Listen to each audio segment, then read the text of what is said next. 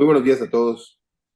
Con fundamento en lo dispuesto por los artículos 41, 42, 43 y 47, fracción tercera, de la Ley Orgánica del Poder Judicial del Estado de Yucatán, en el 36, 37, 38 y 39 del Reglamento Interior del Tribunal Superior de Justicia del Estado de Yucatán, me permito dar por instalada esta octava sesión ordinaria de la Sala Colegiada Civil y Familiar del Tribunal Superior de Justicia del Estado de Yucatán, convocada para el día de hoy, miércoles 10 de abril del año 2024, a las 10 horas. Secretaria, si nos apoya con el orden del día, por favor. Sí, en atención a la convocatoria, como primer punto tenemos la asistencia e integración de la sala. Para tal efecto, se hace constar que se encuentran reunidos la magistrada primera, licenciada en Derecho, Patricia del Socorro Gamboa Wong; la magistrada segunda, doctora en Derecho, Sara Eugenia Ávila Novelo; el magistrado tercero y presidente de sala, licenciado en Derecho, Alberto Salón Ventre; la magistrada cuarta, doctora Graciela Alejandra Torres Carma; y el magistrado quinto, doctor en Derecho, José Pablo Abreu Sacramento. Continuando con el punto segundo de la convocatoria, como inciso A, tenemos la discusión y en su caso aprobación de los proyectos de toca listados en esta sesión, que son un total de 20 tocas para ser expuestos y votados. Y en atención a la orden de la lista previamente aprobada, se comenzará con el proyecto del toca 36-2023 de la ponencia de la magistrada primera relativo al recurso de apelación interpuesto en contra de la sentencia de fecha 11 de noviembre de 2022, dictado en los autos del expediente 834-2014, juicio ordinario familiar del juzgado segundo mixto de lo civil y familiar del segundo departamento judicial del Estado. Magistrada, tiene usted el uso de la voz. Gracias, secretaria. Buenos días. La resolución apelada es la sentencia definitiva en la que no procedió la pérdida de la patria potestad contra la demandada y la custodia definitiva del adolescente se le otorgó a la parte actora. La recurrente manifestó que se encuentra conforme con los puntos en el que no procedió la pérdida de la patria potestad respecto de su hijo adolescente, inconformándose en relación a que la custodia se le otorgó a la parte actora, que es el abuelo materno del menor de edad. En consecuencia, se determinaron días y horas de visita a favor de la hora apelante y una pensión alimenticia a su cargo, señalando que no se aplicó de manera correcta el numeral cuarto constitucional al separar a su hijo adolescente de ella y de sus hermanitas. En este proyecto que se pone a su consideración, en el estudio se observa que son parcialmente fundados pero insuficientes los agravios esgrimidos por la recurrente en atención al interés superior y en suplencia de la deficiencia de la queja a favor del adolescente. Se propone modificar la sentencia recurrida únicamente en relación al resolutivo cuarto. Esto teniendo en consideración que si bien es cierto, la juez de origen determinó la custodia a favor del abuelo materno al priorizar su entorno al que estaba acostumbrado, también lo es el hecho que en atención al derecho de convivencia con su familia se debe establecer un mayor tiempo posible para este fin, de acuerdo a lo señalado en la escucha del adolescente y el reporte de terapia psicológica del mismo, por lo que se establecen convivencias presenciales los fines de semana de cada mes, precisando que la primera semana debe permanecer con su abuelo materno custodio y los restantes fines de semana del mes con su madre. Así también, de manera virtual, algunos días de la semana por el tiempo que consideren tanto el adolescente como su mamá y sus hermanitas. Por tanto, la propuesta es modificar únicamente el resolutivo cuarto de la sentencia. Se procede a solicitar el sentido de la votación. Magistrada primera, A favor. magistrada segunda, A favor. magistrado tercero, A favor. magistrada cuarta, A favor. magistrado quinto. No le escuchamos, magistrado.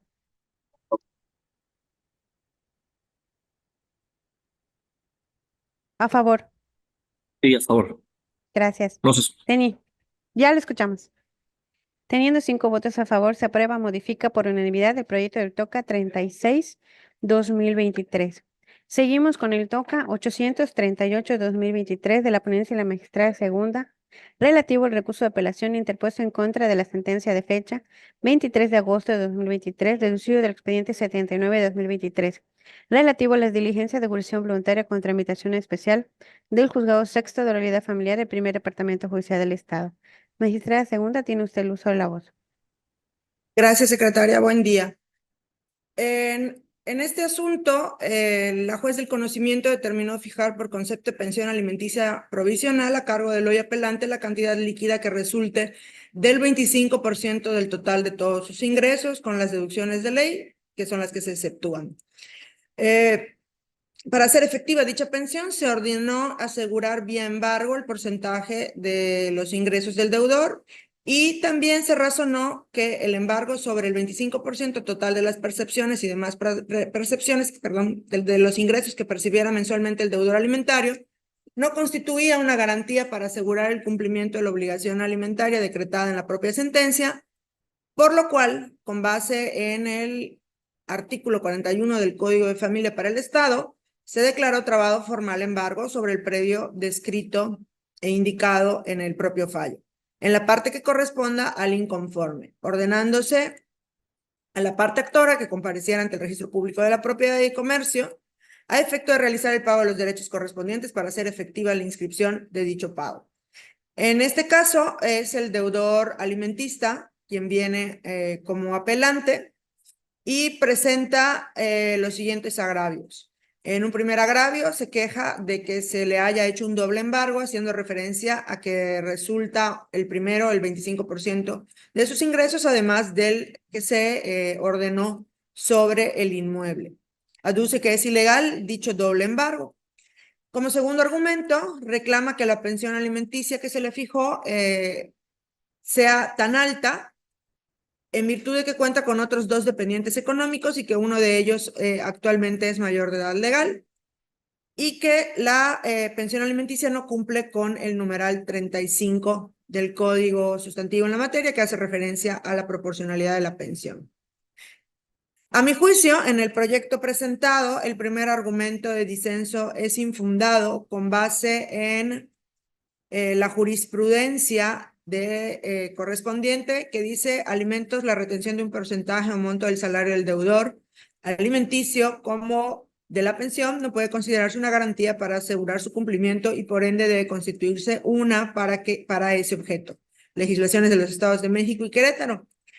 Se colige que no se puede equiparar la retención de los ingresos del deudor alimentista, cuya finalidad radica en hacer factible que la pensión del acreedor alimentario sea cubierta de forma oportuna y expedita, con la garantía que sobre tal obligación alimentaria se ordene determinar, como resulta ser la fijada en vía de embargo al predio del inconforme. Pues esta última, a diferencia de la primera, busca asegurar que ante algún hecho que genere la imposibilidad de que el deudor alimentario continúe con el pago de la pensión, la garantía se pueda cobrar a efecto de salvaguardar los alimentos de los acreedores alimenticios. Por lo tanto, insisto, a mi juicio son infundados porque la juez hizo una correcta explicación de por qué se estaban dando el embargo de los sueldos y el embargo del predio sin que constituya, como dice el actor, un doble embargo porque tienen fines distintos.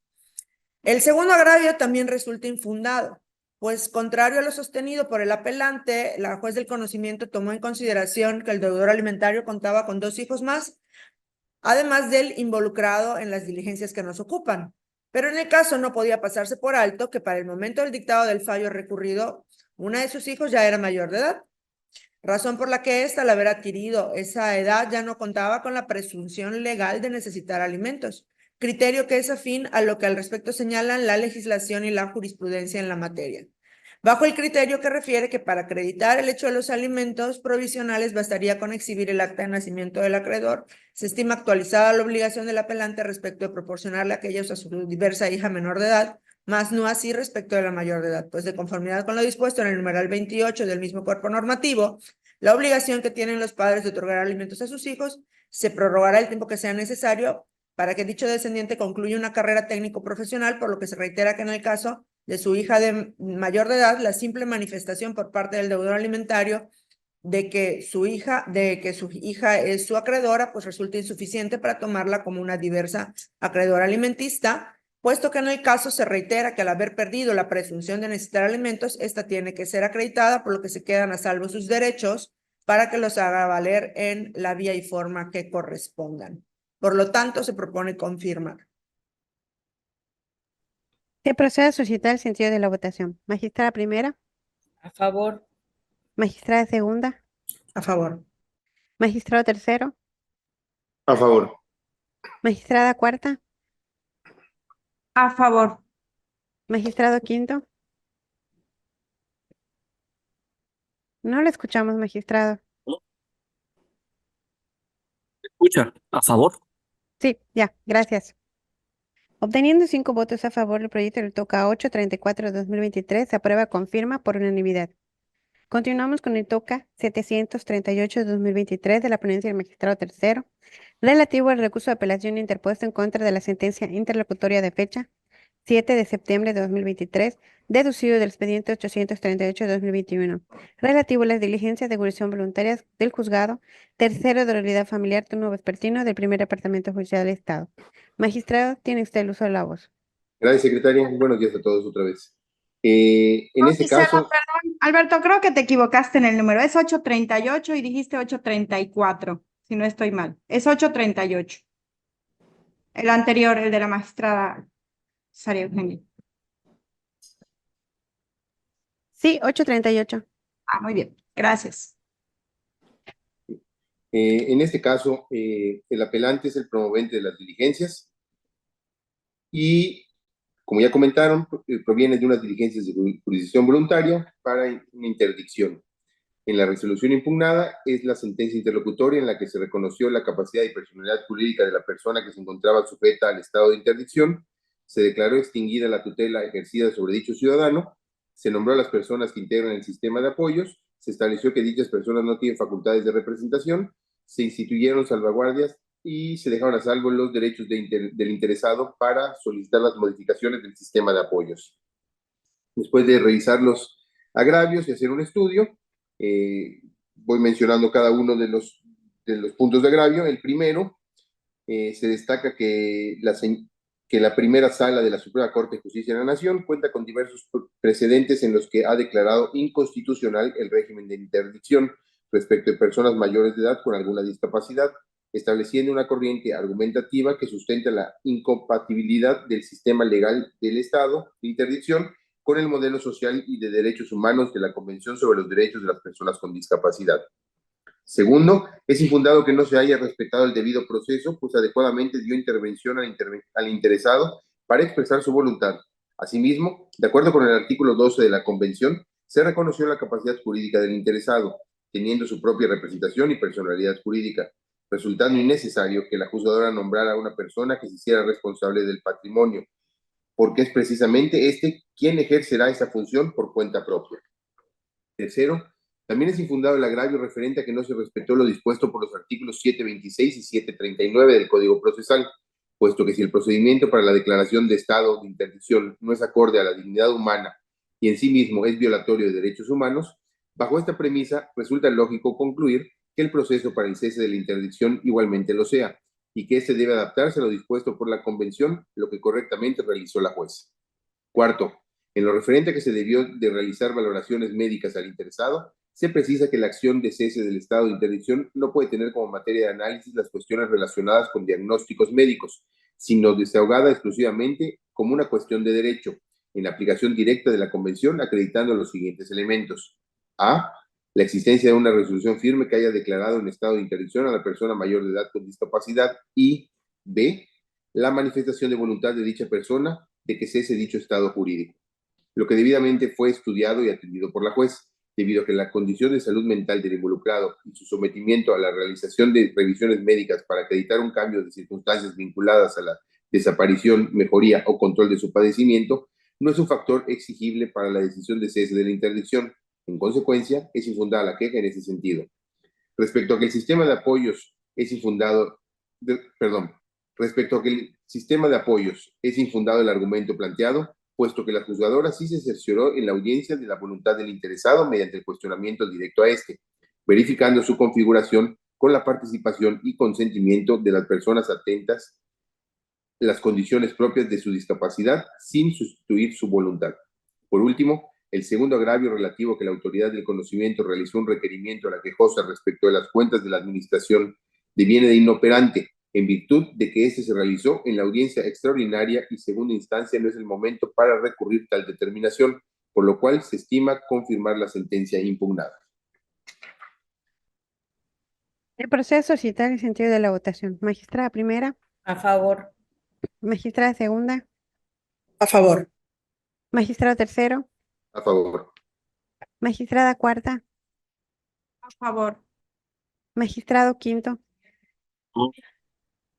Teniendo 5 votos a favor, el proyecto del TOCA 738-2023 se aprueba, confirma por unanimidad. A continuación, se procede con el TOCA 670-2023 de la ponencia de la magistrada cuarta relativo al recurso de apelación en contra de la sentencia de fecha 22 de agosto de 2023, deducido del expediente 506-2022, juicio ordinario familiar del juzgado tercero de la unidad familiar del primer departamento judicial del Estado. Magistrada cuarta, tiene usted el uso de la voz. Muchas gracias, secretaria. Buenos días. En el presente asunto, este deviene de un juicio ordinario familiar de cesación de pensión alimenticia, cuya sentencia fue impugnada por la parte actora, inconformándose porque en primera instancia se declaró improcedente el juicio promovido. Los recurrentes, en su primer agravio, invocan unas tesis que alude que cuando en tema de alimentos en la demanda se haya aducido hechos falsos y que se advierta innecesidad de quien los reclamó, es causa suficiente para extinguir la obligación de su pago para la procedencia de su acción, aludiendo estos que la demanda se produjo con falsedad y que dio lugar a que se determinara la fijación de la pensión alimenticia a cargo de la parte actora y a favor de su progenitora. No obstante, dicho agravio se estima infundado, en primer término, porque dichas tesis no operan al interpretar un artículo que no guarda identidad jurídica con la legislación estatal aplicable al caso. Adicionalmente a que no se probó la afirmación de hechos falsos por parte de su madre en la demanda referida, ni que ésta no tuviera la necesidad de recibir los alimentos de su parte. Los apelantes también en su segundo y tercer agravio reclaman la indebida valoración de pruebas sobre la capacidad económica de los recurrentes y de la aptitud de la acreedora alimentaria para solventar sus necesidades, así como la falta de estudio de la necesidad de esta última. Agravios que también se consideran infundados por cuanto las pruebas aportadas por la parte actora, tal como determinó la juzgadora, no condujeron a probar que la demandada no tuviera la necesidad de recibir estos alimentos de parte de los recurrentes, prevaleciendo la existencia de esa necesidad de alimentos determinada por autoridad judicial diversa, vía en la que se tuvo por actualizada esa necesidad de alimentos de la parte demandada.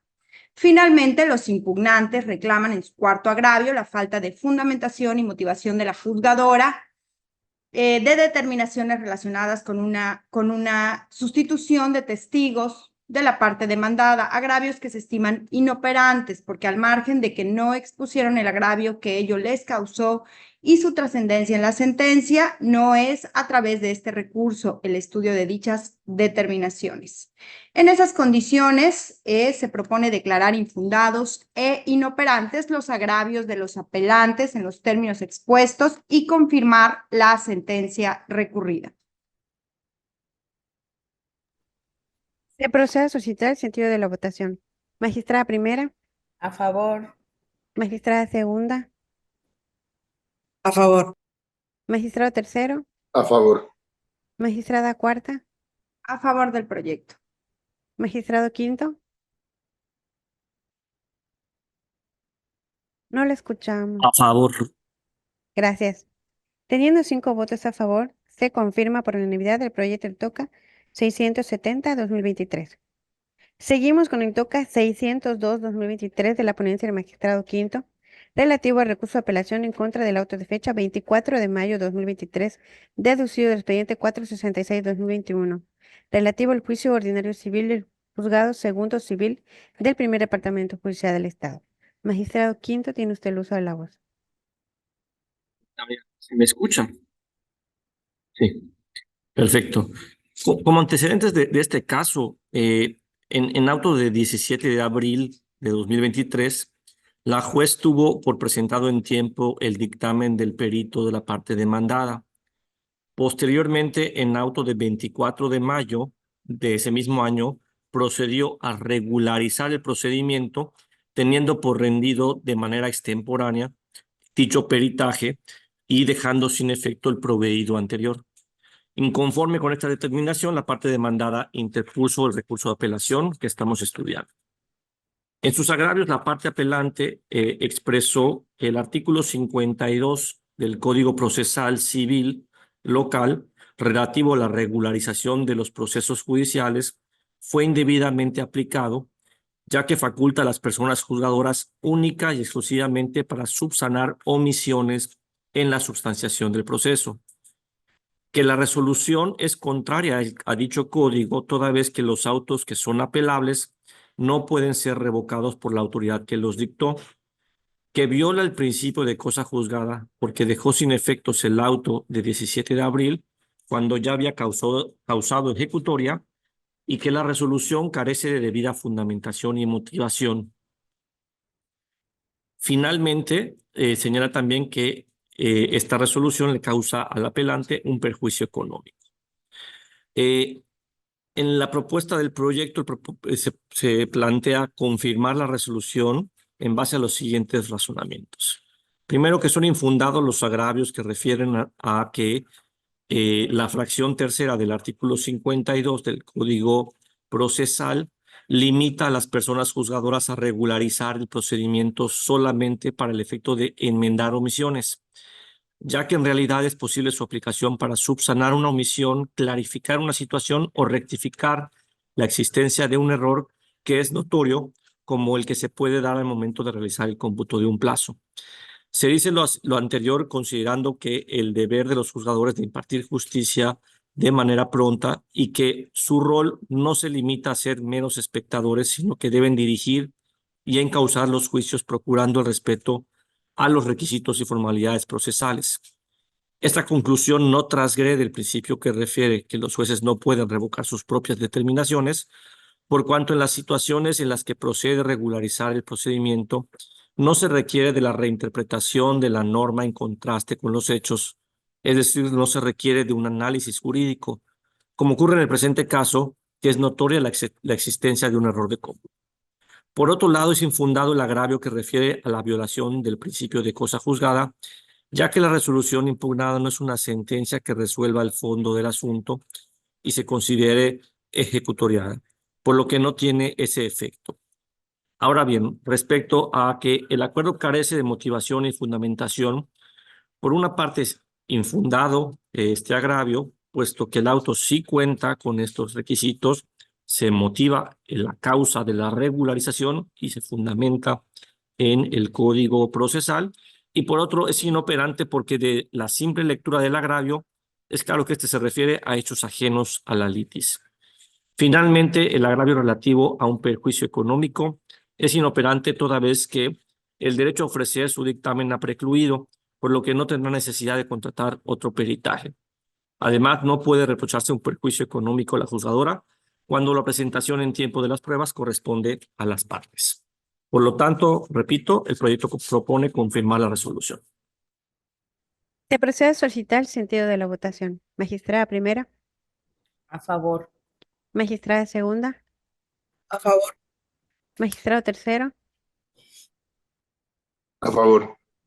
magistrada cuarta, A favor. magistrado quinto. Teniendo 5 votos a favor del proyecto del TOCA 602-2023, se aprueba con firma. Seguimos con el TOCA 523-2023 de la ponencia de la magistrada primera, relativo al recurso de apelación interpuesto en contra del auto de fecha 6 de junio de 2023, dictado en el expediente 709-2019, juicio ordinario civil y juzgado cuarto civil de primer departamento judicial del Estado. Magistrada primera tiene el uso de la voz. Gracias, secretaria. En los antecedentes, el apoderado legal del actor promovió en su representación el juicio ordinario civil reivindicatorio en contra del apelante, quien a su vez contestó la demanda sin oponer la excepción de falta de personalidad. El juez dictó un auto en el cual se declaró la no admisión del incidente de falta de personalidad que pretendía oponer el demandado, en virtud de que su pretensión fue presentada fuera del plazo de los 3 días que señala el artículo 47, fracción segunda del Código de Procedimientos Civiles, es decir, se presentó de manera extemporánea. En sus agravios, el recurrente señala que la no admisión del incidente de falta de personalidad que pretendía daña en todo momento el orden público por ser la personalidad un requisito de procedibilidad para el correcto desempeño del juicio, por lo que debe ser analizado de manera oficiosa en cualquier instancia del procedimiento, lo que la juez no hizo, no lo estudió de fondo, agregando que existen además elementos suficientes en el poder exhibido para determinar la falta de personalidad del actor, pues no se cumple con ciertos requisitos que debe contener un testimonio público de poder.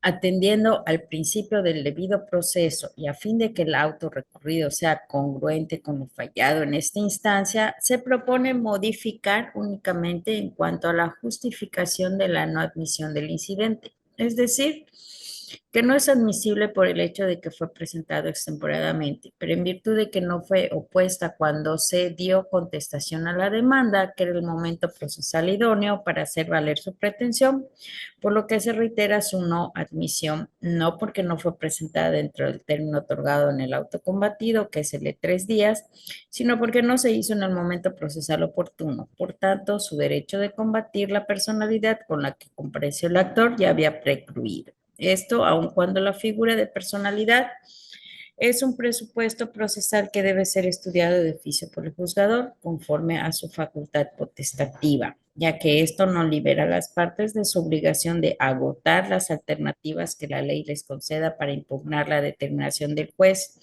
en la que reconozca la personalidad dentro de un juicio, la cual debe ser promovida dentro de los términos señalados por la ley, lo que no aconteció. Por tanto, repito, el sentido que se propone es modificar. Se procede a solicitar el sentido de la votación. Magistrada primera, A favor. magistrada segunda, A favor. magistrado tercero, A favor. magistrada cuarta, A favor. magistrado quinto. Proyecto. Teniendo 5 votos a favor, se aprueba, modifica por unanimidad el proyecto del TOCA 523-2023. A continuación tenemos el TOCA 751-2023 de la ponencia de la magistrada segunda relativo al recurso de apelación interpuesto en contra de la sentencia interlocutoria de fecha 20 de septiembre de 2023 dictada en los autos del expediente 681-2022, procedimiento especial de divorcios y causales del juzgado primero de realidad familiar del primer departamento judicial del Estado. Magistrada segunda tiene el uso de la voz. Perdón, tuve aquí una crisis de que algo se movió. Ok, 751, ¿verdad? Correcto. Gracias. En este asunto se declaró improcedente el incidente de nulidad de notificaciones interpuesto por la apelante. Es un procedimiento especial de divorcios incausales. Aquí la señora es quien apela. En contra de ese incidente de nulidad de notificaciones, en contra de una notificación personal realizada por la actuaria adscrita a la Central de Actuaría de los Juzgados Civiles, Mercantiles y Familiares del Primer Departamento Judicial del Estado, que tuvo como objeto hacerle saber el contenido del auto de fecha 2 de agosto del mismo año 2023. La improcedencia de este incidente obedeció a que el juez consideró medularmente que dicha notificación era válida, puesto que se realizó en el domicilio que la propia incidentista había designado a través de su apoderado en la audiencia preliminar. En consecuencia, se declaró legalmente hecha y conservando todos sus efectos legales. Por otro lado, también se declaró la improcedencia del diverso incidente que denominó la apelante como reposición de procedimiento hasta antes de la declaratoria de cambio de custodia provisional. en razón de que se estimó que el cambio de custodia se debía al reiterado desacato por parte de la incidentista, dado que aquella no permitía la buena marcha judicial del proceso. Aunado a que el aquí recurrente había tenido conocimiento de todo lo actuado en el expediente de origen por conducto de su apoderado legal, así como de los diversos asesores jurídicos patronos nombrados por ella, y por consiguiente era sabedora de todas las disposiciones judiciales.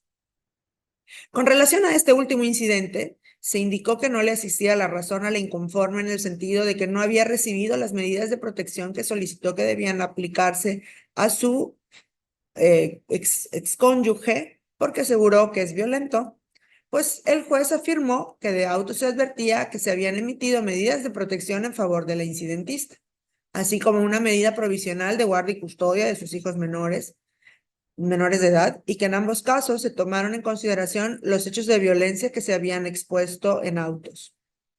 En sus agravios, la recurrente se duele de que resulta contrario a derecho que la actuación mediante la cual pretendieron enterarla del auto de fecha 2 de agosto del año pasado hubiera sido practicada en un domicilio que no fue señalado por ella y donde evidentemente no residía, toda vez que la fedataria indicó que la persona con la que se verificó la diligencia correspondiente dijo conocer y ser amigo de la hoy recurrente y expresó que en ese momento no se encontraba.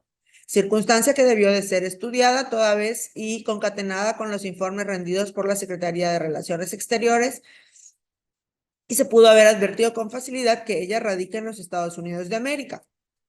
Por ello, adujo que como era altamente probable que no llegara a ser conocida en tiempo y forma por ella, debió ordenarse de oficio la nulidad de esa notificación para que volviera a practicarse. También se queja de que al declarar improcedente el diverso incidente de reposición del procedimiento, la autoridad de primera instancia no juzgó, con perspectiva de género, pues a su parecer es contradictorio que el juez natural haya considerado que sí se le brindaron dichas medidas, toda vez que obra en autos que, si así se hizo, fue después de que transcurrieron 2 años desde la fecha de las que la solicitó. Por lo que en el caso podría estimarse que la autoridad jurisdiccional no protegió su integridad ni la de sus hijos menores de edad. Por último, adujo que el juez de origen omitió pronunciarse directamente sobre la causa de procedencia hecha valer en el incidente de reposición de procedimiento, que consiste en que debía examinarse si realmente era conveniente para los menores de edad el estar bajo la custodia de su padre y si la sanción a una conducta procesal justificaba ponerlos en una situación de peligro.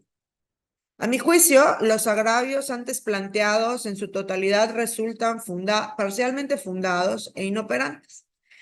Porque en principio de la lectura de la sentencia combatida se aprecia con claridad que el juez determinó esencialmente que era legalmente válida la notificación de referencia debido a que se realizó en el domicilio que el apoderado de la recurrente designó en la audiencia preliminar.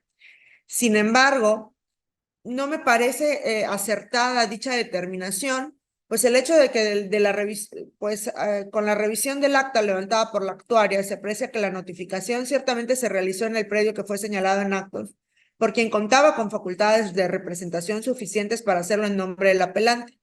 Pero esta circunstancia por sí misma en modo alguno significó que se debía de dejar de dar a los requisitos con lo que deben hacerse las notificaciones personales, pues no se advierte que la ley procesal de la materia disponga que basta con que se realicen las notificaciones personales en los domicilios designados por los litigantes para que se tengan como legalmente hechas, sino que por el contrario, en el numeral 227 del Código Adjetivo de la materia, dispone claramente que las notificaciones que se practiquen en forma distinta de la prevenida por la propia legislación, o sea, sin los requisitos señalados por la propia ley, serán nulas.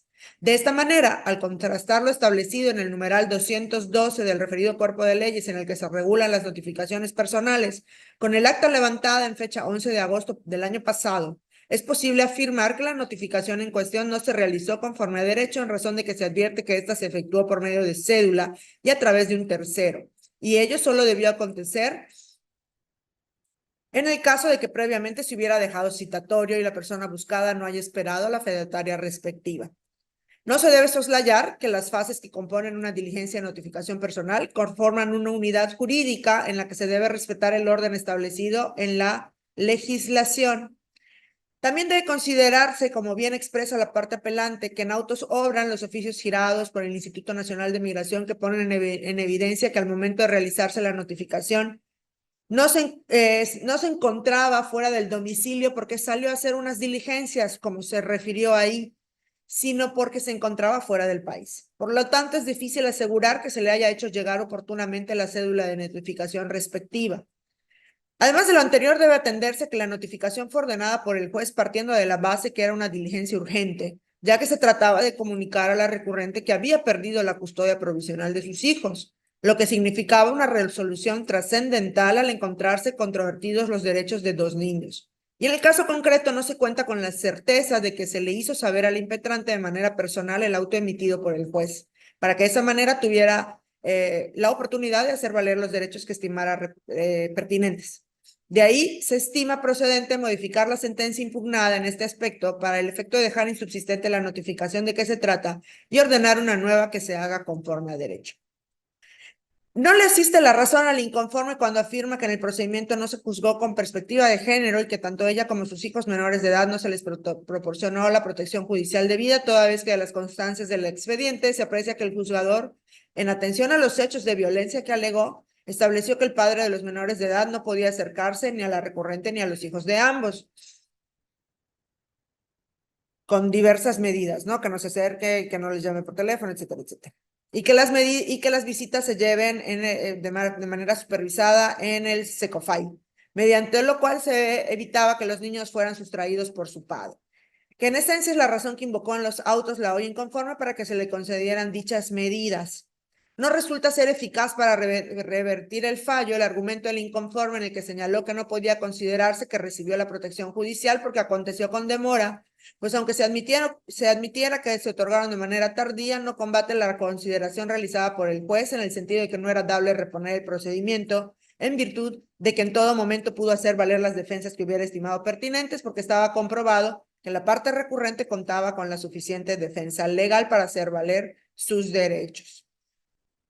También resulta infundado que no se juzgó con perspectiva de género, ya que como se expuso en el procedimiento se emitieron dichas órdenes, las cuales son acordes con los hechos de violencia y con la propia legislación, y se calificó de inoperante el agravio relativo a que el juez de origen se omitió pronunciarse directamente sobre que se decidiera si realmente era conveniente para los menores de edad al estar bajo la custodia de su padre, toda vez que un juez de distrito en el estado, en ejercicio de las funciones correspondientes, ya analizó la legalidad de lo acordado por el juez del conocimiento y determinó que la manera en que se inició el procedimiento de cambio de guardia y custodia se hizo contrario a lo que establece la ley sustantiva de la materia, razón por la que se imposibilita a esta autoridad jurisdiccional reabrir esta discusión en este mismo proceso de divorcio incausado.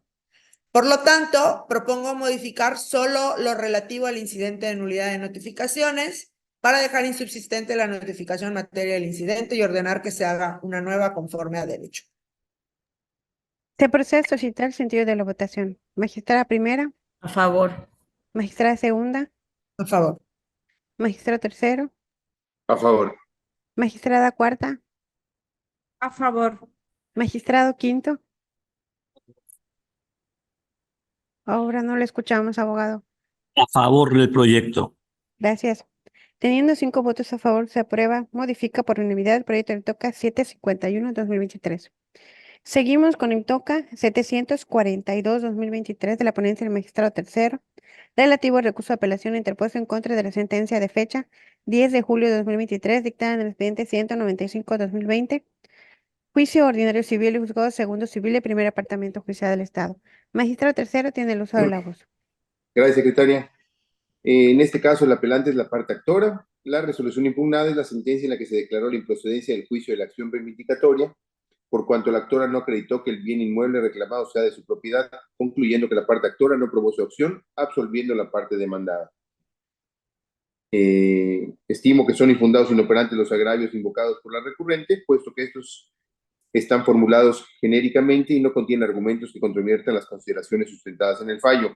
Asimismo, la apelante no especificó cuáles son las pruebas que según ella no se valoraron, ni el valor probatorio que a su parecer merecen, en contradicción al alcance probatorio que le otorgó la juzgadora, o cómo es que sí acreditan sus pretensiones y cómo trascienden el resultado final del fallo.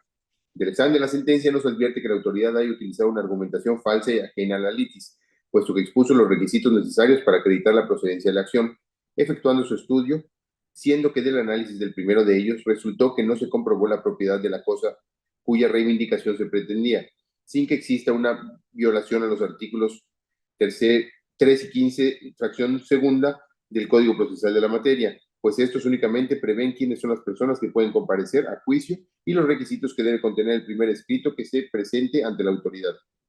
De lo anterior se tiene que en la sentencia se valoraron todas y cada una de las pruebas y documentos aportados, de conformidad con las reglas de valoración de pruebas y de su alcance probatorio.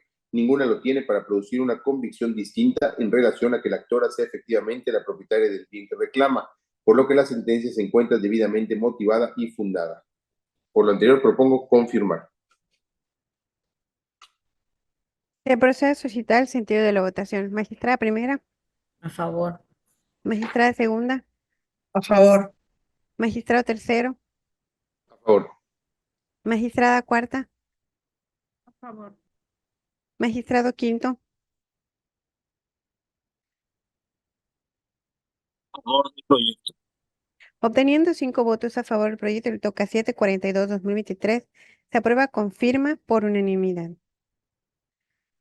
Continuamos con el toca 843-2023 de la ponencia de la magistrada cuarta, relativo al recurso de apelación interpuesto en contra de la sentencia de fecha 13 de julio de 2023, deducido del expediente 91-2023, relativo a las diligencias de ejecución voluntaria con tramitación especial del Juzgado Segundo de Realidad Familiar del Primer Departamento Judicial del Estado, el cual la ponente ha considerado retirarlo para un mejor estudio.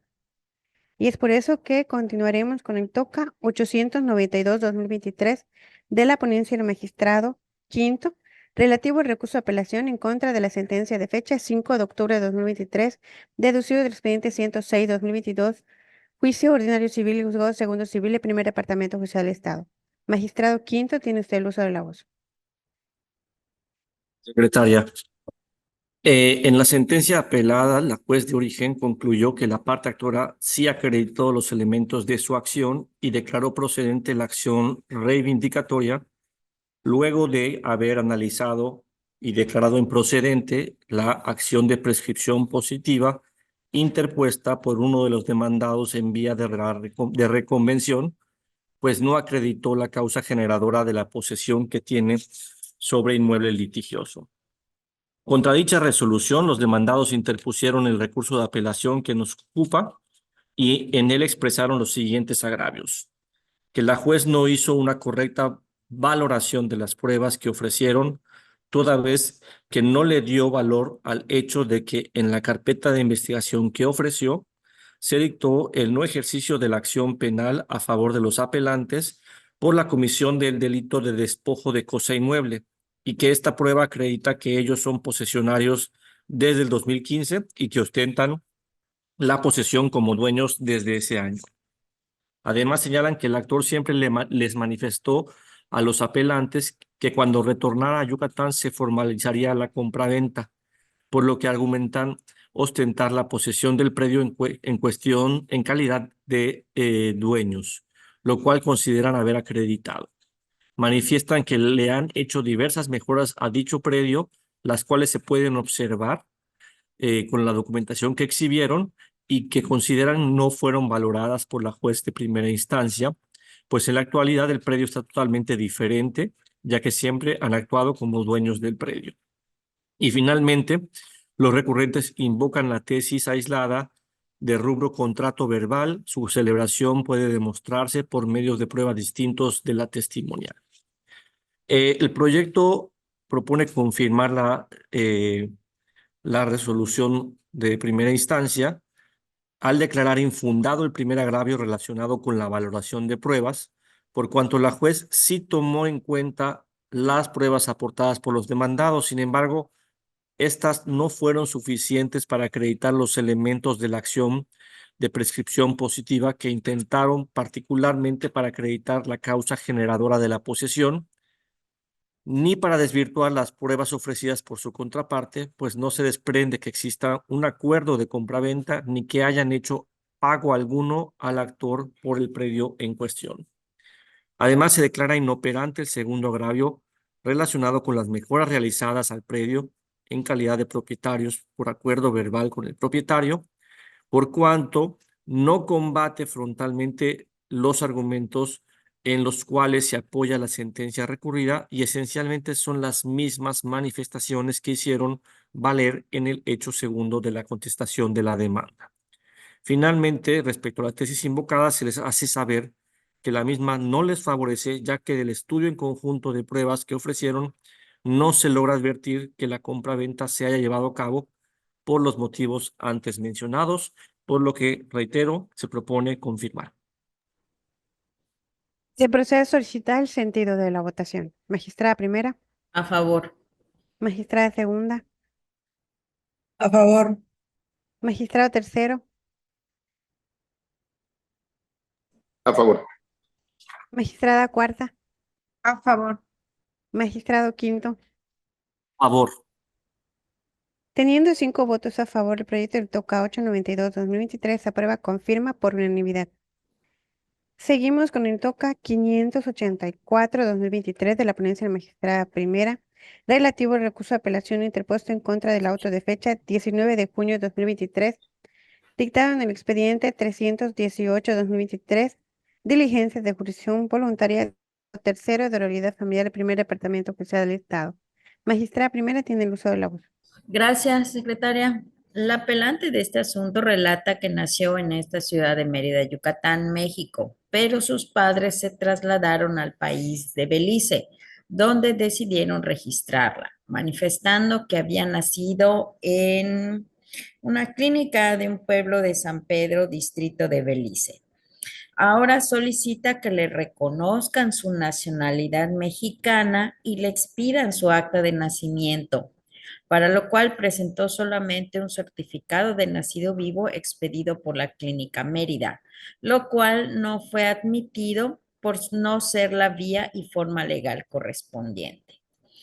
Acorde con lo que establece el artículo primero del Reglamento Interior de la Secretaría de Relaciones Exteriores del Gobierno Federal, es dicha Secretaría quien tiene a su cargo las atribuciones y el despacho de los asuntos que expresamente le encomiendan la Constitución Política de los Estados Unidos Mexicanos, la Ley Orgánica de la Administración Pública Federal, la Ley del Servicio Exterior Mexicano, la Ley sobre la Celebración de Tratados, la Ley de Cooperación Internacional para el Desarrollo y otras leyes, así como los reglamentos, decretos, acuerdos y órdenes relativos que expide el presidente de los Estados Unidos Mexicanos, correspondiéndole a esta secretaría resolver las solicitudes que en materia de nacionalidad y naturalización se formulen, así como imponer las sanciones a que se refiere la ley de nacionalidad y su reglamento, y expedir certificados de nacionalidad mexicana y declaratorias de nacionalidad mexicana por nacimiento,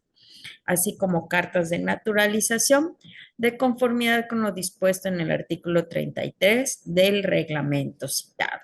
Consecuentemente, la quejosa tendría que presentar su solicitud ante dicha dependencia, ya que es la encargada de expedir pasaportes, matrículas consulares, actos del registro civil a mexicanos, expedición de actos notariales, certificados, visados a documentos, legalización de firmas y o sellos de documentos, entre otros, relacionados con la nacionalidad o naturalización con respecto a personas que residen en México. Por tanto, se considera confirmar. Se procede a solicitar el sentido de la votación. Magistrada primera, A favor.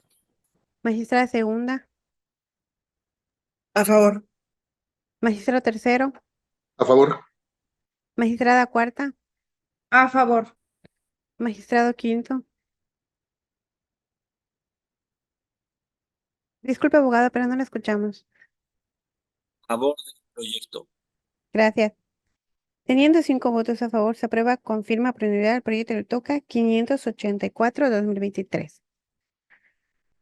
Continuamos con el TOCA 634-2023 de la ponencia de la magistrada segunda, relativo al recurso de apelación en contra de la sentencia de fecha 16 de agosto de 2023, dictada en el expediente 813-2021, procedimiento especial de divorcio sin causales del juzgado segundo mixto del civil y familiar del tercer departamento judicial del Estado.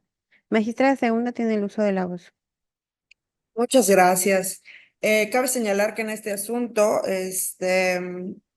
impugnaron ambas partes del divorcio sin causales. En la resolución se resolvieron los siguientes puntos. Primero, se decretó una pensión compensatoria a cargo del actor y a favor de la demandada por 5,000 pesos moneda nacional mensual por un término igual a la duración del matrimonio. Se sostuvo que en dichas nupcias la señora asumió las labores del hogar y los costos de la migración que implicaron enfrentarse a una nueva realidad social, cultural y económica por ser una persona extranjera y establecer su domicilio conyugal en este país, mientras que el primero, o sea, el señor, se dedicó al mercado laboral, fijándose como garantía alimentaria el embargo de un determinado inmueble propiedad de aquel. Se condenó al actor a cubrir el 50% de los gastos de la operación de la señora inherentes a una dolencia de salud que se presentó durante la vigencia de su matrimonio, determinándose que dicha intervención quirúrgica se practicara en cualquiera de los hospitales ubicados en el territorio mexicano a elección de la demandada. También se concedieron medidas de protección a favor de la demandada en relación con el actor por una prórroga de 6 meses, tomándose en cuenta que existe una querella interpuesta por ella en contra del actor por violencia física. También se sostuvo que la demandada no justificó que existieran bienes y pasivos inherentes a la sociedad conyugal que debían liquidarse con motivo de su divorcio, por cuanto los inmuebles que aparecen a nombre del actor se adquirieron antes de que se celebrara su matrimonio, sin que existieran capitulaciones matrimoniales que justificaran lo contrario. Por último, se negó a la demandada el uso del inmueble que constituyó el domicilio conyugal bajo el argumento relativo a que la peticionaria se la pasó entrando y saliendo del país al tiempo que estuvo casada, por lo que no demostró que haya cumplido con los fines de su matrimonio, aunado a que a la fecha que se dio su separación de pareja, optó por regresar a su país de origen. En sus agravios, el actor manifiesta que la pensión compensatoria es excesiva, que durante el juicio justificó que fue intervenido quirúrgicamente y que su madre es quien se encuentra solventando actualmente sus necesidades, que en la vigencia de dicha pensión compensatoria se debió descontar el plazo en el que estuvo vigente la pensión provisional, que en el juicio no demostró debidamente la dolencia de salud por la que su excónyuge requiere una operación quirúrgica y que es indebido que se haya dejado a elección de ella el hospital en el que se llevará a cabo dicha operación. La demandada, por su parte, manifiesta que la pensión compensatoria no debió ser por una suma menor a la que se le otorgó en concepto de alimentos provisionales, que en dicha pensión compensatoria no se tomó en cuenta la vertiente resarcitoria por haberse dedicado al trabajo en el hogar, que no se analizó debidamente la capacidad del obligado por cuanto es empresario y tiene 2 inmuebles a su nombre, que dichos predios sí forman parte de la sociedad conyugal que rigió su matrimonio, ya que su respectiva escritura de compraventa, el actor expresamente manifestó que se encontraba casado con ella bajo el régimen de sociedad legal, que existen pruebas que justifican que tiene deudas en su país de origen con motivo de que ella solventó la compra de dichos predios, que la autoridad jurisdiccional resolvió indebidamente el uso del domicilio conyugal, por cuanto debió considerar que si ella regresó a su país de origen es porque él ejerció violencia en su contra. En el proyecto se propone declarar infundado el agravio que la demandada dirige para controvertir lo deliberado por la juez del conocimiento relativo a que no existen bienes ni pasivos que sean inherentes a la sociedad conyugal, por cuanto los 2 inmuebles que se encuentran a nombre del actor fueron adquiridos con anterioridad a que contrajera nupcias con la demandada, por lo que opera la regla prevista en el artículo 91 del Código Sustantivo de la materia, relativa a que los bienes de que los consortes son dueños al tiempo de celebrarse el matrimonio se entenderán propios de cada uno, máxime que no existen capitulaciones, no siendo impedimento legal de que ciertamente en la escritura se haya manifestado expresamente que él se encontraba casado con la demandada bajo el régimen de sociedad legal, ya que en ese sentido cobra relevancia lo que la primera sala de la Suprema Corte de Justicia de la Nación resolvió en la contradicción de tesis 474-2019, que se pronuncia en una sociedad que en una sociedad conyugal la existencia de la comunidad de bienes cobrará relevancia y efectos prácticos hasta que se haga su disolución para efectos de su liquidación y no así por la sola manifestación de los cónyuges en ese sentido en un determinado momento u acto de su vida. Asimismo, la demandada únicamente nos dirige a señalar que en el juicio existen pruebas que justifican que ella tiene deudas en su país de origen, sin embargo, no desvirtúa lo concerniente a que ninguna de las pruebas que ofreció tiene el alcance de justificar cuál es el origen de esas deudas. Los agravios que las partes dirigen para controvertir el monto de la pensión compensatoria son infundados e inoperantes. A la demandada se le debe precisar que si bien una pensión alimenticia provisional como una pensión compensatoria guardan como afinidad la de lograr manutención y subsistencia de un acreedor alimentario, ambas poseen una naturaleza jurídica distinta, se dictan en momentos procesales diversos, por los que la autoridad jurisdiccional legalmente estaba facultado, como al efecto lo hizo, para cuantificar la pensión compensatoria únicamente con base en los parámetros previstos en el artículo 200 del Código de Familia, sin tomar como base los alimentos provisionales, siendo que por esta misma razón se señala al actor que el plazo en el que estuvo vigente dicha medida a su cargo no es susceptible de descontarse la vigencia de la pensión compensatoria, como al efecto se sostiene con la tesis con registro digital 2023-229. Asimismo, el actor únicamente sostiene como premisa incorrecta que él sí demostró plenamente que tuvo una intervención quirúrgica en su persona y que por esa razón su madre se ha hecho cargo de sus necesidades. Sin embargo, no identifica qué pruebas son las que verdaderamente tienen el alcance de acreditar dicho extremo, cuando que lo que se resolvió en la sentencia es que las copias simples, las fotografías que él acompañó con ese fin, únicamente constituían indicios que no se encontraban vinculados ni robustecidos con otra prueba.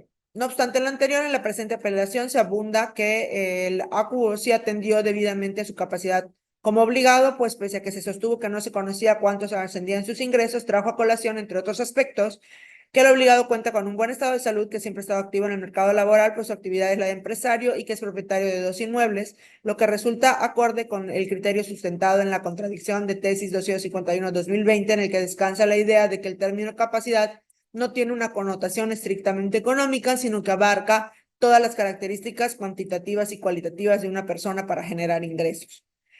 Contrario a lo que la demandada arguye, el quantum de la pensión compensatoria no solo se contempló en una vertiente asistencial, sino también en la resarcitoria por haberse dedicado preponderantemente a las tareas del hogar, considerándose que la suma establecida sí es funcional para reparar el desequilibrio económico. En relación con el uso del domicilio conyugal, si bien se condena los razonamientos con los que la autoridad jurisdiccional resolvió dicho punto, pues indebidamente señaló que por cuanto la demandada realizó diversos viajes durante su matrimonio, no denotó que usaba y disfrutaba el previo materia de la litis cuando debió prescindir de aplicar estereotipos de género, como pudiera ser el relativo que por el solo hecho de que una mujer ponga en ejercicio su derecho fundamental al libre tránsito, conlleve actualizar que sea incapaz de cumplir con los fines de su matrimonio. Al igual se precisa que la autoridad de origen no debió partir del hecho relativo a si la demandada permaneció o no en el domicilio conyugal al tiempo que se dio su separación con el actor, a efecto de no revictimizarla, pues en el expediente se estableció que ella sufrió de un contexto de violencia por parte de su excónyuge.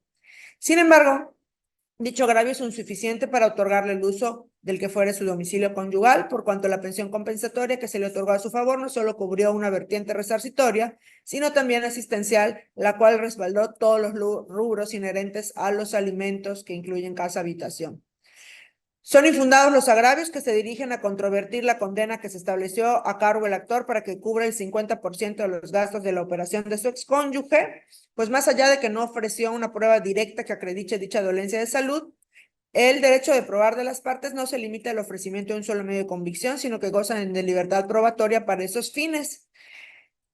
Situación que aconteció en el particular por cuanto la demandada exhibió diversas copias fotostáticas que indiciariamente demuestran que ella presenta un determinado problema de salud que se originó durante la vigencia de su matrimonio, el cual amerita una intervención quirúrgica, lo que se robusteció con el hecho de que el propio actor durante la tramitación del juicio propuso cubrir el 50% de dichos gastos en determinadas clínicas particulares de esta ciudad, siendo ajustado a derecho que en el fallo apelado se haya establecido que dicha intervención quirúrgica se realizara en cualquiera de los hospitales ubicados en el territorio mexicano, a elección de la demandada, pues esta determinación, lejos de transgredir el artículo 4º constitucional, es proporcional a su irrestricto respeto, pues se dirige a prevalecer el derecho fundamental a la salud y libre desarrollo de la personalidad.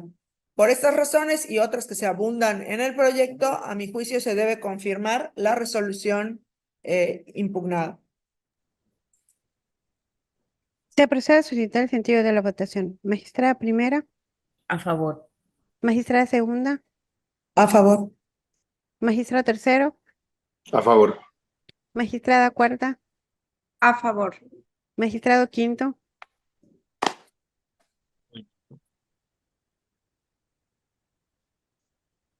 No se escuchó bien, abogado. A favor del proyecto.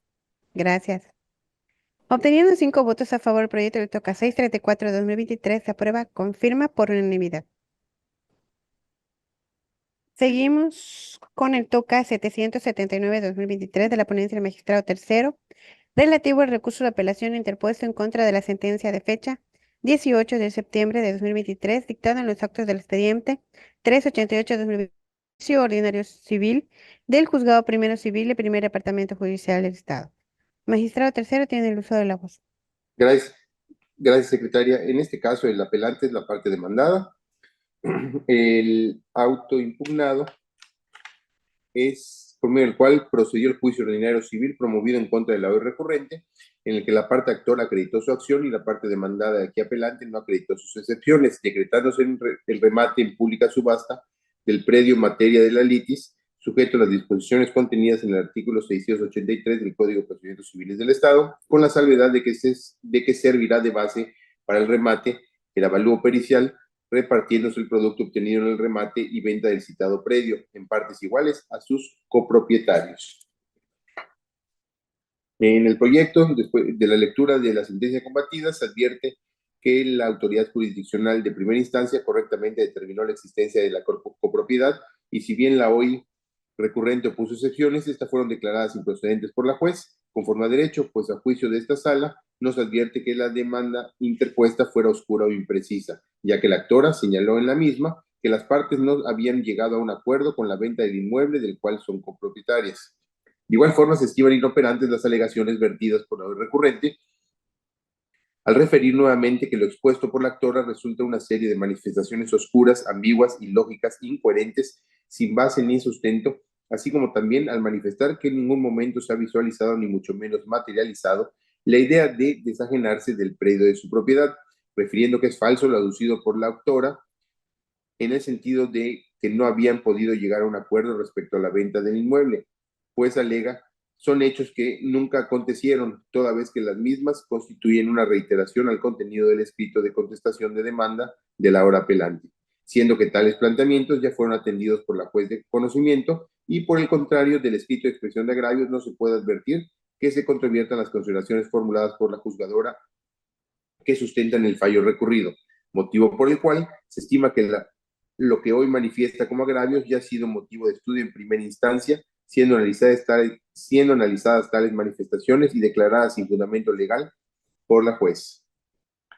En lo atendiente a la queja vertida por la recurrente al referir que la juez de la causa, sin motivación alguna, estableció que el valor que se le debe considerar para la venta judicial es el avalúo comercial, esta deviene fundada pero insuficiente para revocar el fallo recurrido, ya que si bien de la lectura del fallo combatido se aprecia que la juzgadora no fue exhaustiva al momento de realizar dicha determinación, ello a juicio de un servidor no resulta suficiente para revocar el sentido de la misma, toda vez que si bien se aprecia una falta de exhaustividad en la motivación de la juzgadora para llegar a la conclusión de que el valor que se debe considerar para la venta judicial es el avalúo comercial, ello no implica que la determinación sea errónea. Se dice lo anterior, toda vez que tal y como señaló la juzgadora, la ley prevé que en caso de los remates de las ventas judiciales, el valor del inmueble se debe ajustar a lo dispuesto en el artículo 462, que lo es el avalúo pericial, ello con fundamento en la tesis, con fundamento de registro digital 186151, así como con el precedente obligatorio formado por esta sala, identificado como POSC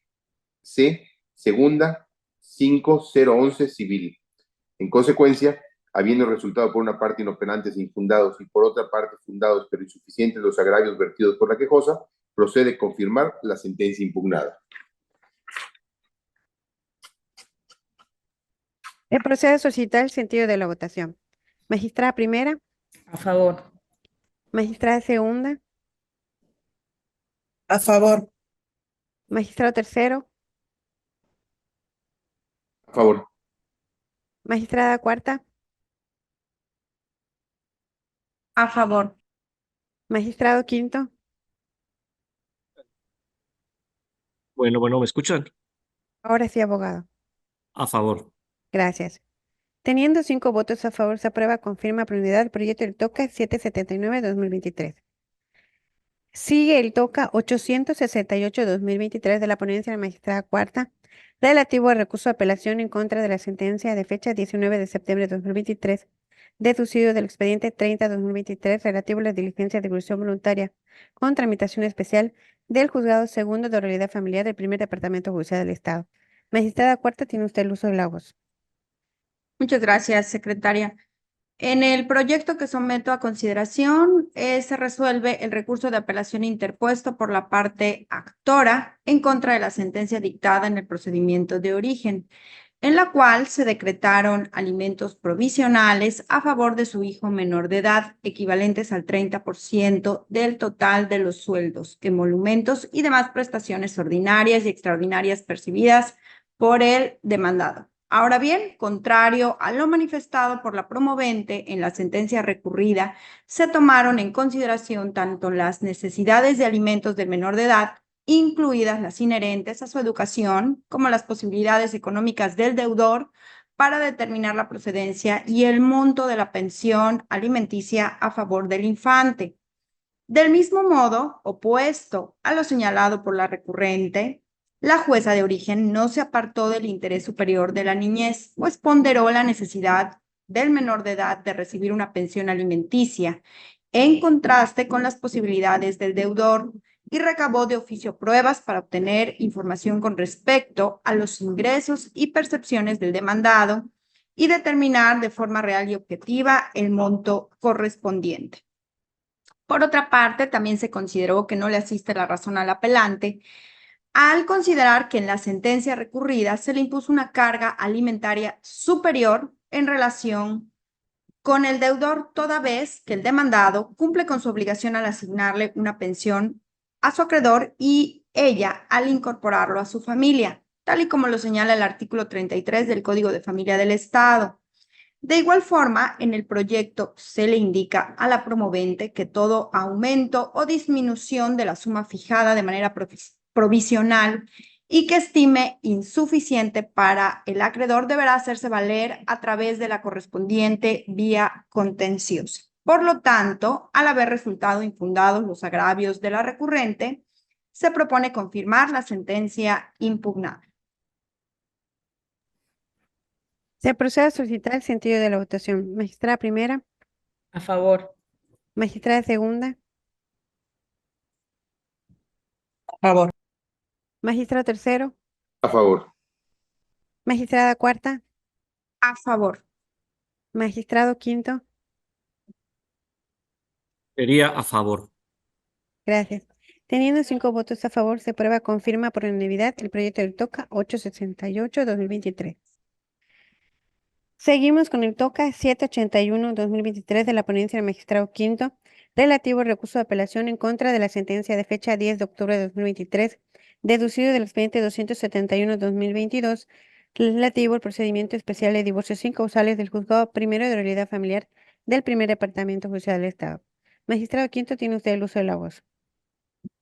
Secretaria, el presente asunto deriva de un proceso de divorcio sin causales que inició en abril de 2022, en el que el juez, además de declarar disuelto el vínculo matrimonial, determinó mediante sentencia incidental la fijación y embargo de un 30% sobre los sueldos del hoy recurrente en concepto de pensión alimenticia a favor de la hija en común, el pago de una garantía de dicha pensión y el pago en concepto de pensión alimenticia retroactiva a razón de 12 meses adeudados, de que iban de julio de 2021 a julio de 2022.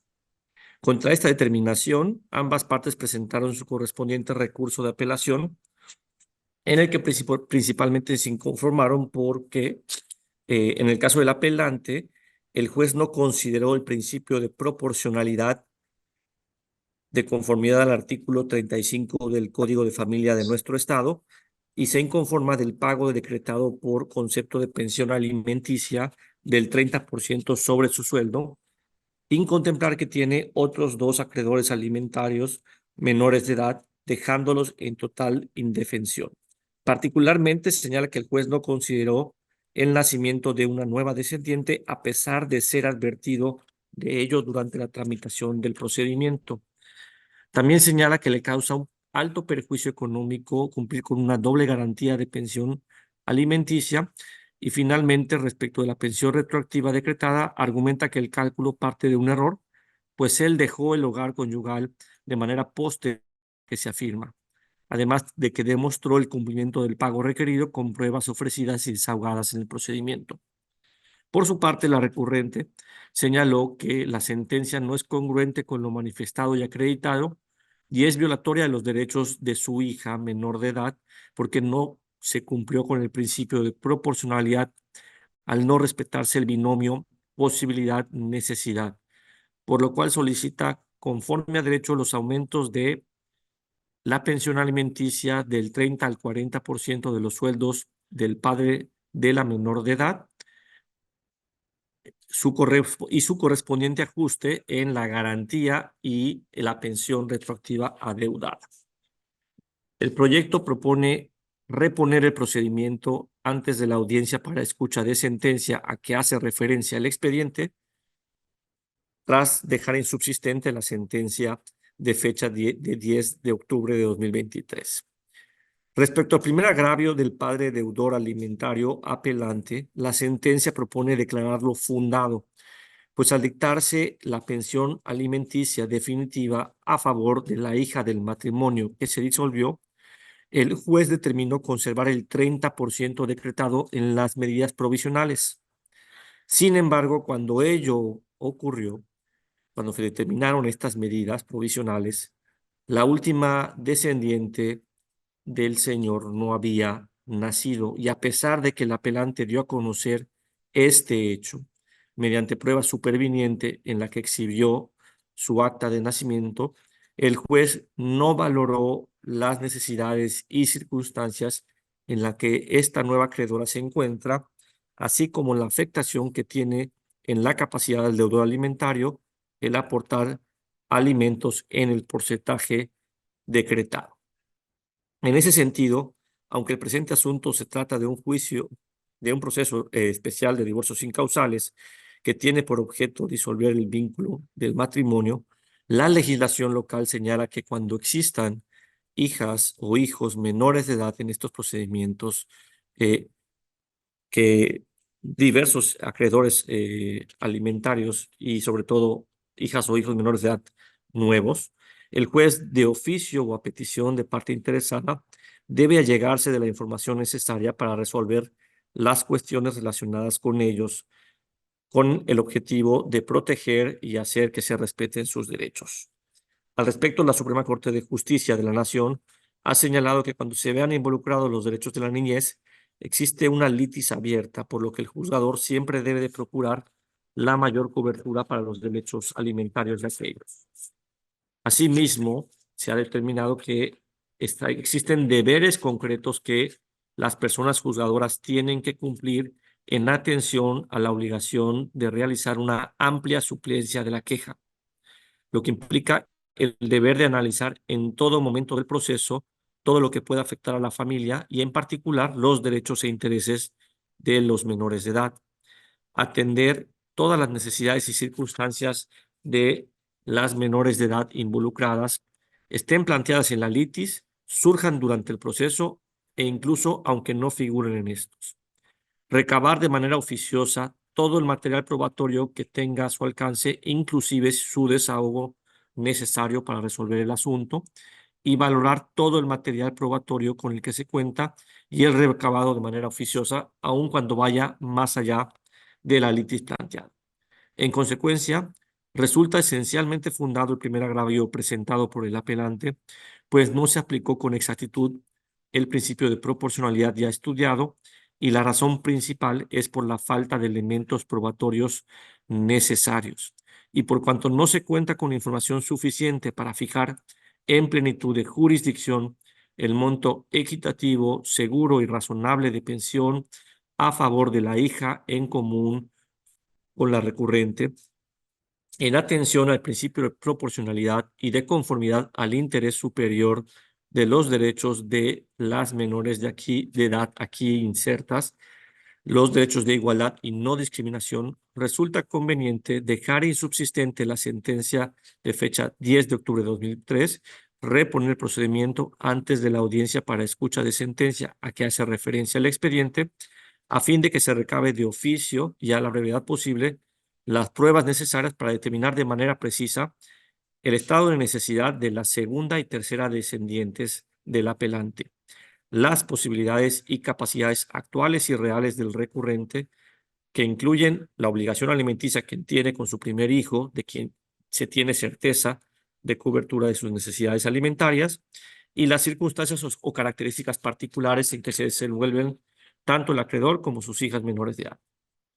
En este orden de ideas, resulta innecesario entrar al examen de los motivos de inconformidad expuestos por la recurrente, pues su estudio en nada variaría el criterio sustentado en este punto en la segunda instancia. Y respecto a el segundo agravio del apelante relacionado con el cobro de los retroactivos de pensión alimenticia de julio de 2021 a julio de 2022, debe señalarse que el cobro retroactivo sí se debe realizar porque el apelante no pudo demostrar que salió del hogar conyugal en la fecha que él alega, mientras que la madre de la menor de edad sí presentó elementos suficientes para fijar una fecha exacta. Y por otro lado, el inconforme tuvo la oportunidad de acreditar el cumplimiento de los pagos supuestamente realizados, pero tampoco lo logró comprobar.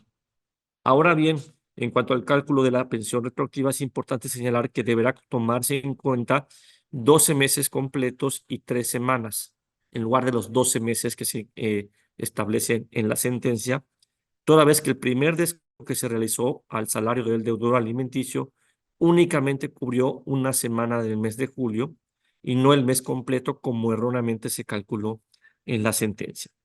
Por tanto, se subraya, el proyecto propone dejar insubsistente la resolución combatida. Se procede a solicitar el sentido de la votación. Magistrada primera, A favor. magistrada segunda,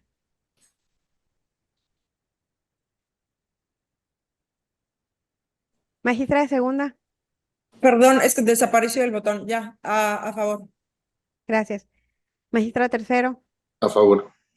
magistrada cuarta, A favor. magistrado quinto, A favor del proyecto. gracias. Teniendo 5 votos a favor, el proyecto del TOCA 781-2022 se aprueba a dejar insubsistente y repone en procedimiento por unanimidad. Continuamos con el TOCA 840-2023 de la ponencia de la magistrada primera, relativo al recurso de apelación interpuesto en contra del auto de fecha 29 de septiembre de 2023, dictado en los autos del TOCA de referencia. Magistrada primera, tiene usted el uso de la voz. Gracias, secretaria. En la parte conducente del acuerdo de fecha 19 de octubre del año 2023, se ordenó la anotación de la demanda en un folio electrónico de un predio que es propiedad de la persona moral que el disidente representa en el juicio original, situación que realmente configura el motivo de su inconformidad y no la diversa anotación en el folio civil electrónico que en efecto fue concedida desde el 25 de mayo del año 2023, la cual consintió de manera tácita por considerar que no le ocasionaba un perjuicio. Lo antes expuesto es esencialmente fundado por lo que se debe revocar el acuerdo dictado por esta sala el 29 de noviembre del año 2023 para el efecto de que se dé trámite al recurso de apelación interpuesto, debido a que si bien es cierto en una parte del acuerdo se reiteró una medida que ya había sido concedida en una resolución previa, la cual quedó firme por no haber sido impugnada, también es verdad que en otra parte del auto apelado por primera vez se otorgó la anotación de la demanda en un folio electrónico correspondiente a un bien inmueble, disposición que deriva de la solicitud de la parte actora de ampliar la medida que ya había sido ordenada a su favor. Por lo que, repito, se propone revocar.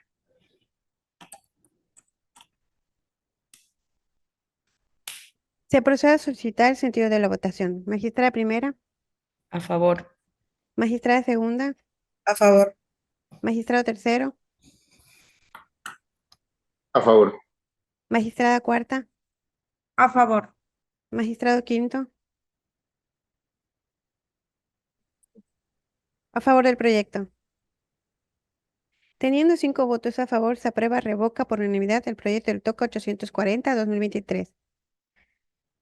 Seguimos con el TOCA 453-2023 de la ponencia de la magistrada segunda, relativo al recurso de apelación en contra de la sentencia de fecha 19 de mayo de 2023, deducido del expediente 69-2021, Juicio ordinario civil y juzgado primero mixto de lo civil y familiar del primer departamento judicial del Estado. Magistrada segunda, tiene usted el uso de la voz. Muchas gracias, secretaria. En la resolución impugnada del juicio ordinario civil en el que se ejercitó la acción de prescripción positiva, se determinó que era improcedente tal acción, pues se consideró que la pretensión de adquirir la propiedad del inmueble por medio de dicha acción era inviable cuando se tiene el derecho real que se pretende atribuir, y que lo correspondiente era exigir el cumplimiento del contrato a través de una acción diversa, como podría ser la proforma. A mi juicio, resultan fundados pero insuficientes para revocar los agravios planteados por la parte actora, quien es la apelante en este caso, por cuanto tiene razón cuando alega que en relación con que el contrato privado de compraventa que exhibió es un acto imperfecto e informal por cuanto carece de los requisitos esenciales de haberse otorgado ante un fedatario público o inscribirse en el registro público de la propiedad, como al respecto se desprende de la interpretación de los numerales 1402, 1406, 1408 y 1420 del Código Civil del Estado, se deduce que al haber considerado el apelante que entró a poseer el bien inmueble en disputa mediante dicho contrato celebrado con quien aparece como propietario, que es el demandado, el cual continúa apareciendo de tal forma en la cédula registral de inscripción vigente que obra en autos, se presume que la posesión de buena fe de dicho predio la habría obtenido bajo la creencia de detentar un título suficiente de acuerdo a lo consagrado en el referido ordenamiento legal. Contrario a lo señalado por la juez del conocimiento, el apelante no goza a cabalidad del derecho de la propiedad sobre el bien litigioso debido a que carece de un documento público susceptible de ser correctamente registrable para así hacerlo valer incluso frente a terceros.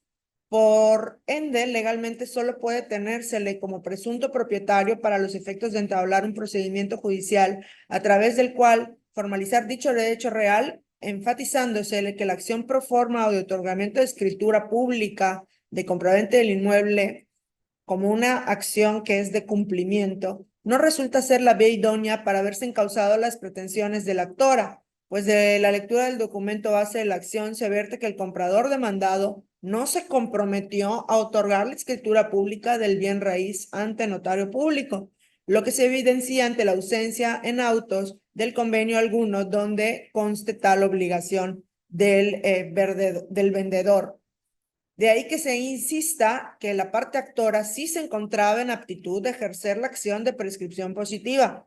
Si quería ejercer la de cumplimiento, también lo podía haber hecho, pero no era o una u otra. En el caso, podría haber sido la de selección, considerando, sobre todo en el caso específico de la proforma, que aquí no cabía porque no había la obligación antes señalada.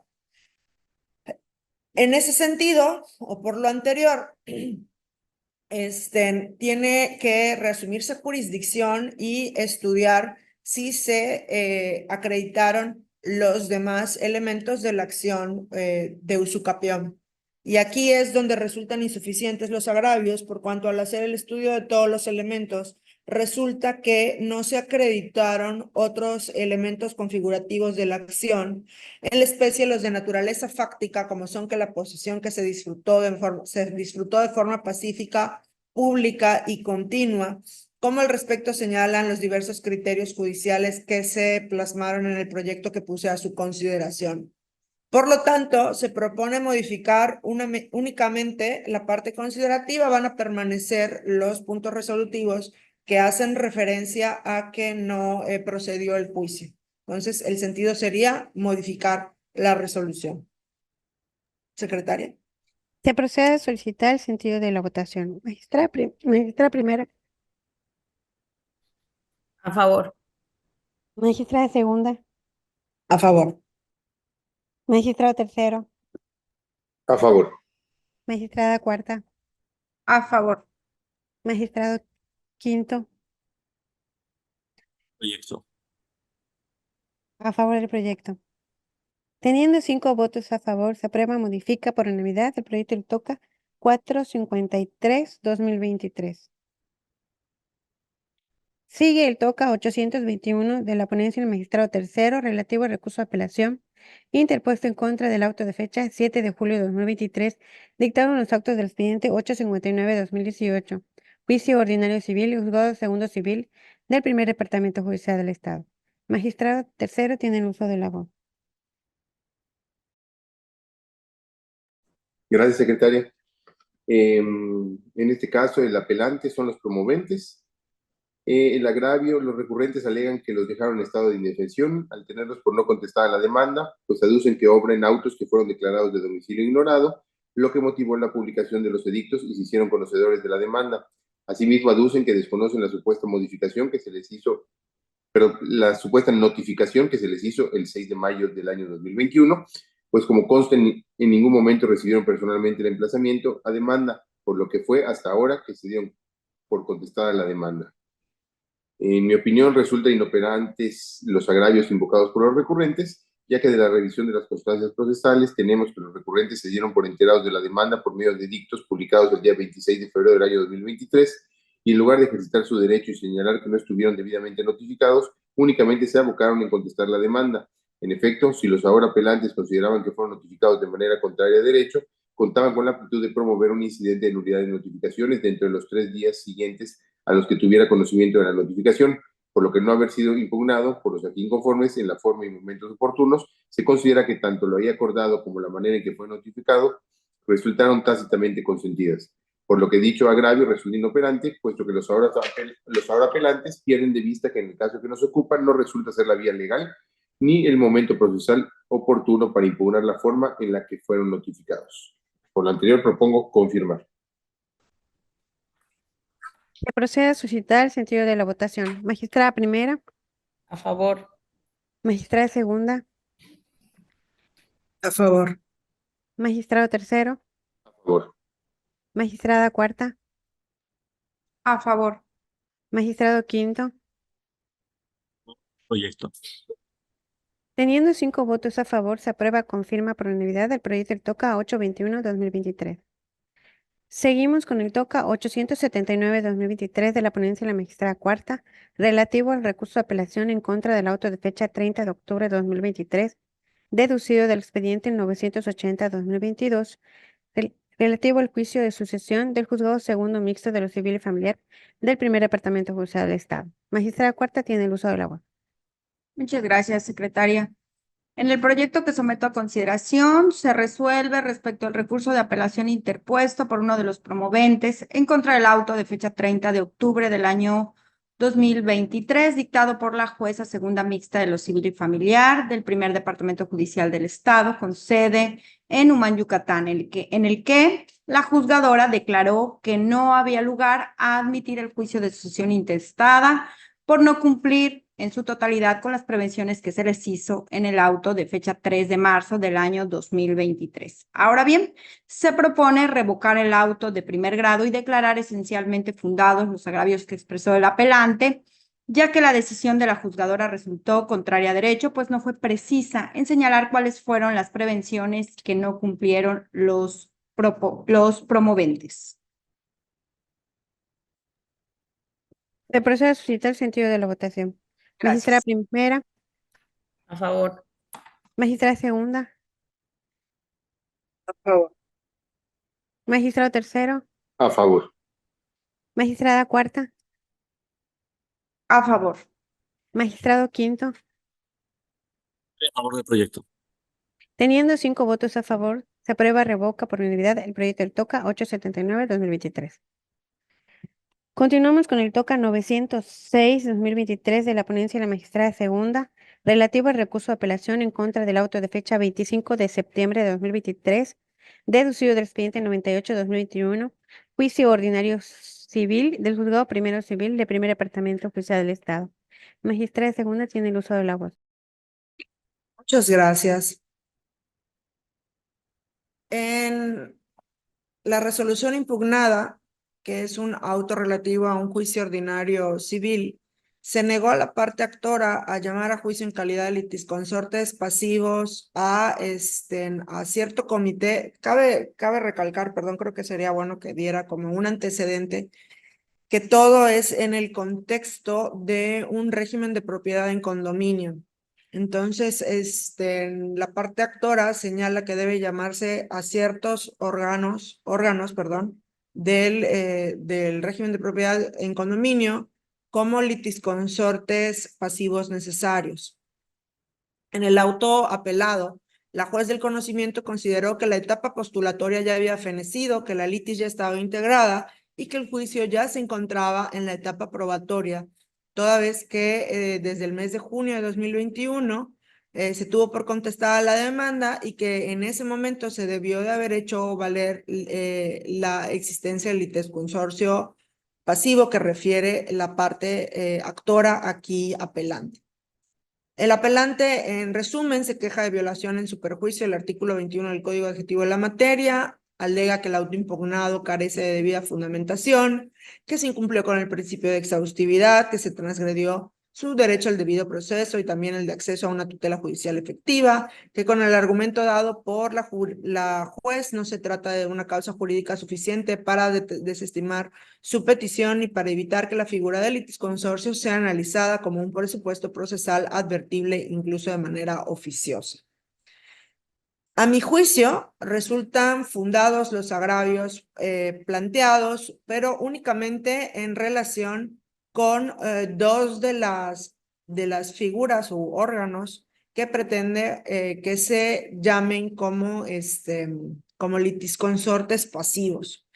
Hay bastante jurisprudencia y criterios federales en relación con la figura del litisconsorcio pasivo necesario, en relación a que si esto se detecta en cualquier momento del juicio, incluso hay una que hace referencia a que se detecte en el recurso de apelación de la sentencia definitiva, si se advierte el litisconsorcio pasivo necesario, incluso si ya estuviéramos en ese momento, tendríamos que reponer el procedimiento para llamar a juicio a las personas. Entonces, no estuvo en la razón, como señaló la parte apelante, cuando la juez determinó que ya estaban en etapa postulatoria y que por eso no se les podía llamar a juicio y que la parte actora lo debía haber dicho desde que se contestó la demanda. Porque el litisconsorcio pasivo en relación con estas dos figuras que se mencionan en el proyecto y que por cuestiones de transparencia aquí no puedo señalar sus nombres, sí están vinculadas, sí podrían tener una relación en el proceso jurídico, porque inclusive los demandados, cuando contestaron la demanda, hicieron referencia a que estas figuras son a las que les compete eso. Entonces, tomando en cuenta que si en plena apelación de una sentencia definitiva puede invocarse el litisconsorcio pasivo, pues también lo puedes hacer durante el procedimiento. Y nada más, pues los llamas a juicio y sí va a ser un poco complicado cómo llevarlo por cuanto el juicio ya está adelantado, pero pues ahí se tendrá que aplicar la juez cómo lo va a ir llevando y esperarlo a cierto punto para que cuando dicte la sentencia definitiva, pues se pueda dictar una sentencia ya que le corresponda a todos. Por estas razones, a mi juicio, se debe modificar el auto combatido para el efecto de llamar a juicio únicamente a dos litisconsortes, pero antes de ello se debe prevenir a la parte actora para que señale los domicilios y exhiba las copias de traslado necesarias para realizar los emplazamientos correspondientes apercibido de multa en caso de no hacerlo. Ese es el sentido del proyecto. Se procede a suscitar el sentido de la votación. Magistrada primera, A favor. magistrada segunda, Por favor. magistrado tercero, A favor. magistrada cuarta. No la escuchamos, magistrada. A favor del proyecto. Gracias. Magistrado quinto, Estoy a favor del proyecto. teniendo 5 votos a favor, se aprueba, modifica por unanimidad el proyecto del TOCA 906-2023. Se ha terminado con los proyectos listados para esta sesión y continuando con la convocatoria tenemos como inciso B la programación de la siguiente sesión ordinaria. En atención a la agenda, esta se realizaría el día 17 de abril de 2024 a las 10 de la mañana. ¿Confirmamos el día de la sesión? Sí. Queda confirmado que la sesión ordinaria se realizará el día 17 de abril de 2024 a las 10 de la mañana. Siguiendo con el punto número 3, los asuntos generales. ¿Algún asunto para tratar? Ninguno. Ninguno. Gracias. Y por último, tomando el punto 4, se procede al cierre de la sesión. Magistrado presidente, proceda. Muchas gracias, secretaria. Pues bueno, una vez concluido con todos los puntos del orden del día y no habiendo más asuntos que tratar, pues podemos dar por concluida esta octava sesión ordinaria de la Sala Colegiada Civil y Familiar del Tribunal Superior de Justicia, que fue el día de hoy, 10 de abril del año 2024. Muchas gracias a todos y que pasen muy buenos días. Buenos días.